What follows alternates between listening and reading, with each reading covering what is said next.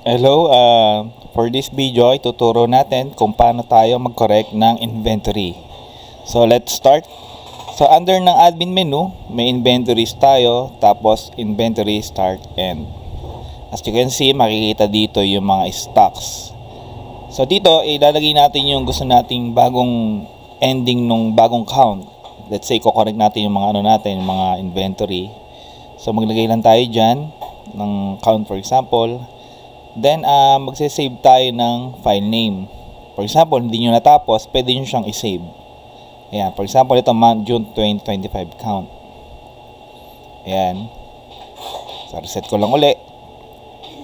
So, makikita nyo, so, pwede kong balikan yung ginawa ko kahapon or let's say, no isang araw para ituloy yung paglalagay ng count.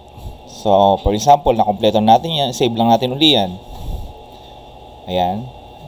No-overwrite lang natin yung June 2025. And now, i-commit na natin yan. Sabihin, ito na yung magiging ending yan.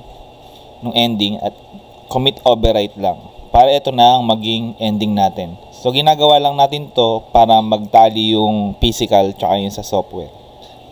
So, ito na. Nakita nyo, ending na natin is yung ginawa natin. Tapos, pwede natin siyang export sa Excel, which is ito.